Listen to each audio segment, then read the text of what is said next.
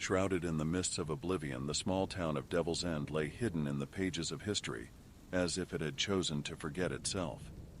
Yet, it left indelible marks in my memory, like iron clamps piercing through slumbering consciousness. My arrival in this town seemed to be a mistake or a series of unfortunate accidents which at the time appeared to be a prelude to my new carefree life.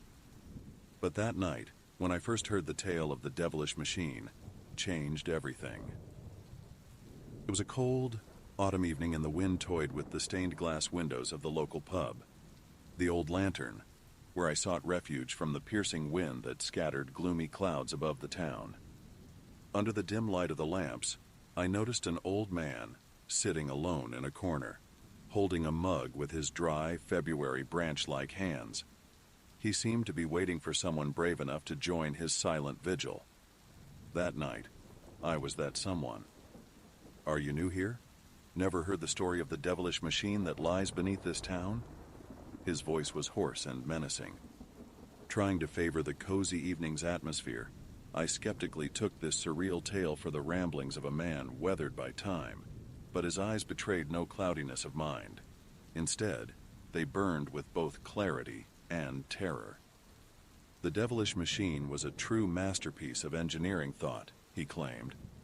Built by a mad wunderkind at the turn of the century, this machine was the black heart of the town itself, its sinister soul. The apparatus, hidden underground in a network of abandoned mines, operated on an inexplicable energy source. Locals said it fed on the very life force, draining it from anyone daring enough to approach its iron belly. The old man insisted he had seen the machine only once as a lad, but that fleeting glimpse had left his soul forever cold, as if his blood had mixed with the icy winds of that winter. I listened, captivated, yet, at the same time, a thirst for adventure and disbelief in fanciful tales awoke my spirit of exploration. That same night, I resolved to ascertain the story's truth for myself. I found an old map of the mines at the local library, documented as unused since the great fire that consumed half the town a century ago. With a flashlight in hand and unwavering resolve in my heart, I set out to find the entrance marked on the decaying paper. My aim was clear: penetrate these otherworldly depths, be the witness to what the mind refused to acknowledge as existent. What could I find in this forsaken dark abyss? Evidence of generic old-age delirium or something to confirm the worst legends murmured in the tavern? The cellar hatch, which was the password to another world, opened with a quiet creak and beckoned me into its frosty embrace. The first steps of the ladder were sturdy and fairly reliable, but as I descended deeper, they grew increasingly dilapidated and treacherous. The air in the dungeon was dense and moist, and every breath filled me with the thick scent of mustiness and metal. Between the darkness of the underground corridor and my persistent anticipation of unraveling the mystery, I indulged in this mad nocturnal escapade. I could not anticipate the lesson this night was destined to teach me, but by that evening my worldview had begun to crumble, to split at the seams. Thus began a simple story that soon turned into a nightmare, haunting every one of my dreams. As I made my way forward, the annoying whisper of emptiness became ever clearer. It was like mockery or a warning that accompanied my every step. From the old man, I knew that my destination was the central shaft, where the machine, like a tangle of snakes, lay enmeshing its sinister pulsations. The soles of my boots stepped cautiously on the time-worn rails, once laid to ease the transport of ore out of the earth's bowels.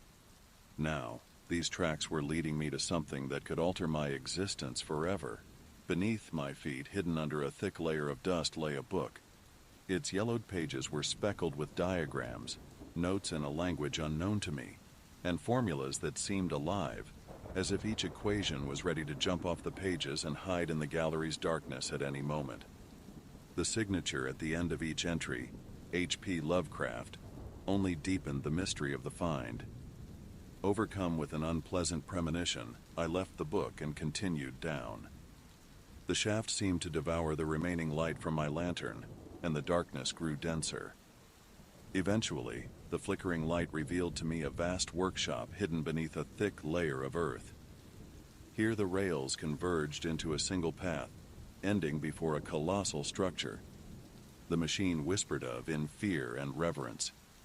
Its appearance became for me the embodiment of images from nightmares. Enormous gears and pistons whose motif seemed alien and repellent. The iron bones and muscles of the entity were intertwined in an intricate pattern, the purpose of which remained a mystery. Despite my fear, I approached closer, which allowed me to notice instruments and control panels positioned in front of the machine. On one of them lay a dusty journal, the cover of which bore a date matching the time of the underground fire. I opened the journal, its heavy cover creaking on its hinges. The lines inside were written in the same unreadable script as the pages of the book left in the corridor. However, one entry pierced the darkness of brooding, standing out with the clarity and simplicity of the English language. Do not turn on this machine. What has been awakened must not be allowed out. It is the demand of darkness. It dawned on me that right before me lay the epicenter of Devil's End Town's mystery. For so many years it had rested here in darkness, suppressed by layers of earth and oblivion, waiting for someone bold enough to revive it. I was faced with the most terrifying dilemma. Should I unfold the final chapter of this ominous tale, or better to shield myself from the unknown in the impenetrable darkness of my own ignorance? The answer to this question already threatened to pierce the gloom, like a clear echo about a fate predetermined centuries earlier. But I didn't know her yet, that the most ghastly turn in my adventure was still lying ahead. Standing before the final edge of my investigation, a struggle between curiosity and reason reigned in my heart.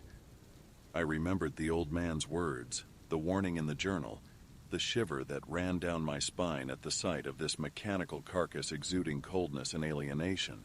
Yet, the thirst for discovery called for action, towering over all apprehensions.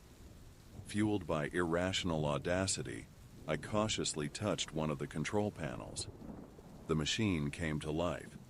A sound akin to the heartbeat of a colossal beast began to fill the underground space, vibrations throwing dust and small stones from the forgotten walls. The black heart of Devil's End Town had started to beat. Gears and pistons moved with effort, as though the machine had spent centuries waiting for someone brave or foolish enough to awaken it from its long slumber. The walls of the mine responded with a rumble, and a choke of fear seized me as I realized I couldn't stop what had begun. Then, silence. An oppressive, lingering silence ensued as the machine finally stilled. It was clear. Something had happened. This wasn't a mere mechanism reproducing artifacts of the past. In the depths of my consciousness, a persistent and commanding thought repeated, "You have released it." With this terrifying realization, my soul began to fill with a black liquid of panic. Space itself seemed to unzip behind me, and I turned around. The earth had cracked, revealing an entrance to an unfathomable void, where instead of earthly strata, darkness seethed. From the depths, the reflection of another being glanced at me, one that must have been sealed within the halls of this construction many epochs ago. Incapable of movement or sound, I stood opposite this space, slashed with black lines, reminded of the old man's warnings. Then, in the dreadful quiet, a whisper seemed to sound. The same whisper that had followed me on the descent now filled the room with its piercing echo, saturating the air with cold and dread. And I understood. The devilish machine was not just the product of someone's frenzied imagination. It was a portal, a link between realities, possessed by the intent of an unclean entity, if purity and impurity even mattered in the realms now revealed. The silhouette of the shadow, set free by the ancient apparatus, lingered at the threshold of visibility, showing no desire to emerge or grasp at my mind. Thoughts of escape receded before the impossible notion of understanding this being, of speaking with it, knowing its wishes and the reasons for its oppression that kept it in this mechanical hell. I do not know how long I stood before the open portal when a voice, as suddenly as the disappearance of the rumble, sounded in my head, Now you know fear and silence. Carry this gift with you, and let darkness be your companion. The next morning, when I awakened from the nightmares that wouldn't allow me to open my eyes, I found myself lying in my bed. For a moment, I thought that all I had experienced was just a grim dream, a figment of my fevered imagination fed by the horrors of the old man's tale. But as my gaze fell on the bedside table, I saw a yellowed page with diagrams and indecipherable formulas. The signature at the corner reminded me of the book left behind in the mine, H.P. Lovecraft. And then I understood that fear and silence had indeed become a part of me. A living reminder of the night when the devilish machine breathed its icy breath at the heart of Devil's End town.